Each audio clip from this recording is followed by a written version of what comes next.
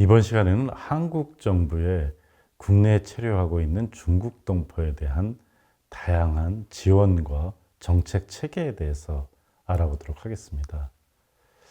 중국 동포들이 외국 인력으로 들어오기 시작했습니다.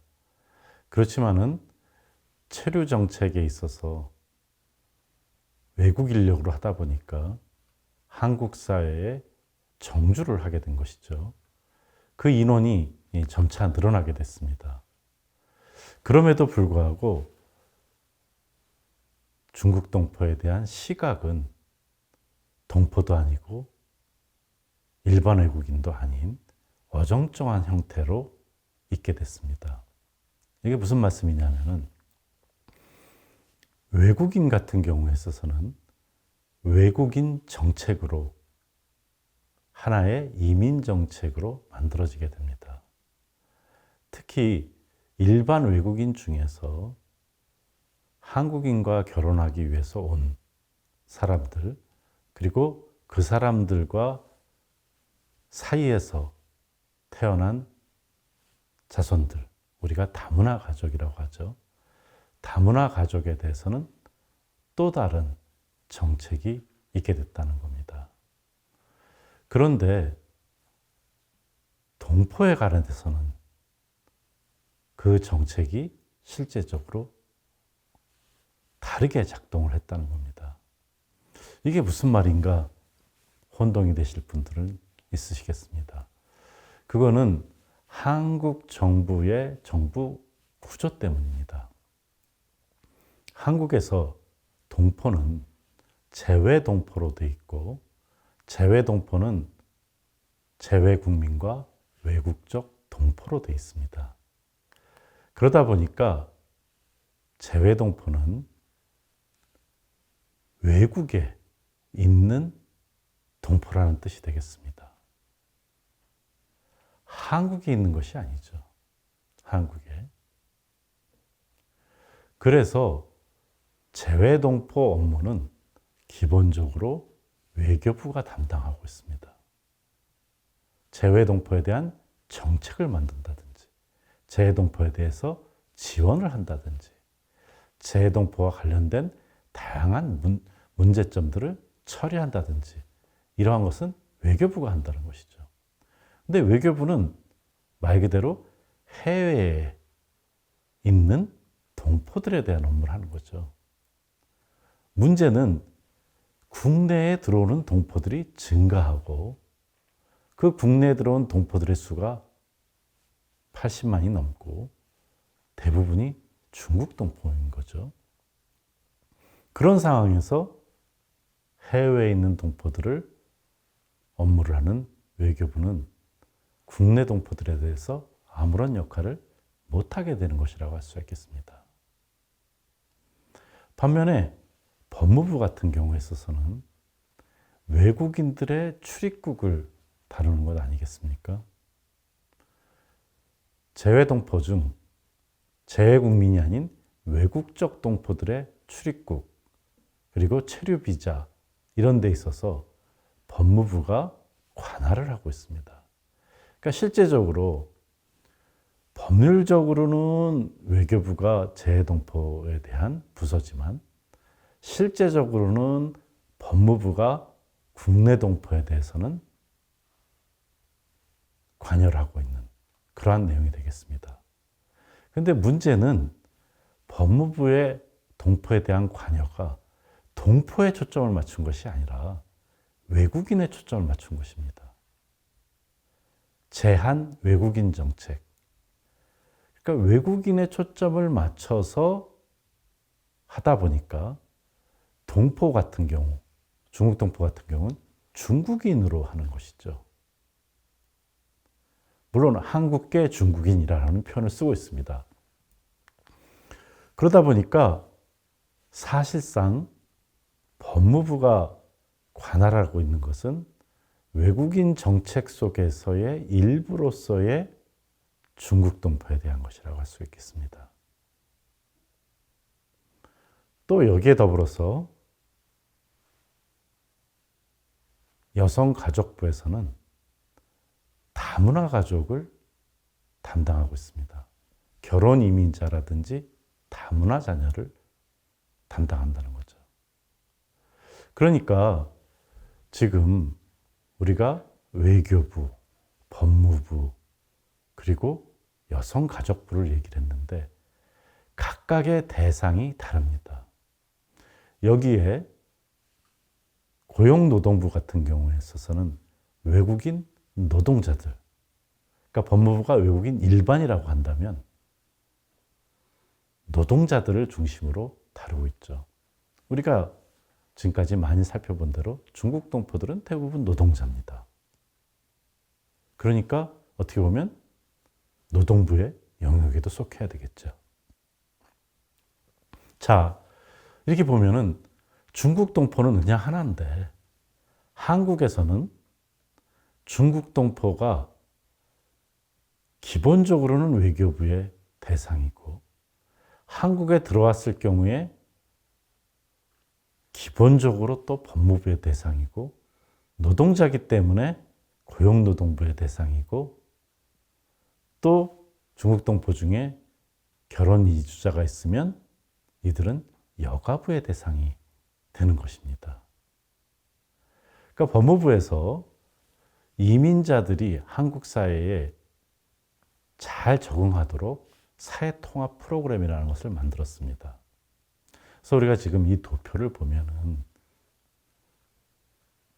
여가부에서 다문화가족지원센터, 고용부에서 외국인력지원센터, 법무부에서 사회통합 프로그램 이렇게 나와 있습니다. 그러니까 다문화가족은 여가부에서 결혼이민자, 다문화자녀, 외국인의 배우자를, 외국인력은 고용노동부에서 고용허가제 대상의 외국인 근로자를, 사회통합 프로그램에서는 국적 및 영주 자격 취득을 희망하는 외국인들을 이렇게 대상을 하고 있다는 거죠. 그래서 지원을 한다는 거죠. 자, 그러면 결국은 어떻게 됩니까? 중국 동포 같은 경우에는 속하는 곳이 사실상 없다고도 할 수 있습니다. 고용허가제 대상이 아니죠. 고용허가의 특례죠. 물론 들어갈 수 있겠죠. 또 국적 및 영주 자격 취득 희망 맞습니다. 그런데 일반 외국인이 아니죠. 결혼 이민자도 일부분일 뿐입니다. 이것은 중앙정부뿐만 아니라 지방자치제도 똑같습니다. 관내 외국계 주민에 대해서 한국 사회 적응을 지원했다는 거죠. 그러니까 출입국, 체류, 사회통합이라고 하는 이민정책의 세 틀에서 봤을 때 재외동포들은 출입국에 있어서도 재외동포로서 재외동포법 영향을 받지 않습니까? 체류에 있어서도 방문취업제건, F4건, 재외동포 비자건 다양한 비자로서 받고 있습니다. 이민자 통합에서도 정주를 하게 되고 국적을 받게 되면서 받게 되는 것이죠. 그런데도 불구하고 사실상 중국 동포들은 2007년 이후에 아무 곳에도 속하지 못한 겁니다. 그러니까 지원을 받는데 한계가 있다는 것이죠. 법무부는 법무부대로 우리는 일반 외국인을 하는 것이다. 외교부는 아예 관할권이 없다. 여가부는 결혼 이주자를 하는 것이다. 노동부는 고용허가제를 하는 것이다. 이러다 보니까 회색지대라고 할까요? 사각지대에 동포들이 존재하게 됐습니다. 그러니까 동포들은 동포로서도 대우를 못 받고 우리 국민으로서도 대우를 받는 것도 아니고 그렇다고 외국인 일반으로도 대우를 못 받는 그러한 상황에 놓인 겁니다. 그 결과 2010년대 들어서면서 많은 노력들이 있었고 2010년대 중반부터는 일부 프로그램들에 동포들이 들어가게 됐습니다. 그렇지만 그것도 어떻게 보면 동포로서 따로 범주화돼서 들어간 것이 아니라는 겁니다. 이것은 정말 재미있는 사실이기도 하고 안타까운 사실이기도 합니다. 국내에 거주하는 외국인 중에 가장 많은 수가 중국 동포고 동포임에도 불구하고 별도로 범주화가 되지 않는다는 거죠. 그래서 외국인 정책에서 이 동포들이 포함되도록 노력을 하게 됐고 3차 외국인 정책에서 동포에 대한 부분이 들어가기 시작했습니다. 지금 3차 외국인 정책에 나온 동포 범위 확대 및 지원 인프라 확충이라고 하는 것, 또는 지원센터를 만들고 프로그램을 만들자는 것, 이런 것들이 시작되는 것이죠. 그리고 동포들에 대한 거소신고 개선, 사증 편의 증진, 다양한 사업들이 3차에 나오기 시작했다는 겁니다. 그러니까 얼마 되지 않았습니다. 지금은 이제 4차 계획에 들어가는 시기입니다. 그렇기 때문에 이 동포 분분에 있어서 사실상 여성가족부가 국내 거주 동포 정책 사업의 경우 다문화 가족이라는 특성에 맞춰서 여성가족부가 하다 보니까 재동포 같은 경우에 있어서는 일부만 되게 된다는 거죠. 고용노동부 역시 그렇다는 것입니다. 그러니까 중요한 점은 특히 고용노동부 같은 경우에 있어서는 노동시장, 현장은 동포 노동력이 굉장히 중심이 되고 있습니다. 통계에 있어서도 중요하다는 거죠. 그러니까 제대로 된 동포 통계가 있어야지만이 산업에 있어서 현장에 있어서의 통계가 제대로 나오는 것이죠. 그렇지만은 일부 지원 서비스에 그치고 있다. 지금 나와 있듯이 문제점이 있다는 것이고요. 교육부 같은 경우는 주로 재외 국민에 대해서 교육을 하기 때문에 또한 동포가 많이 배제됐다.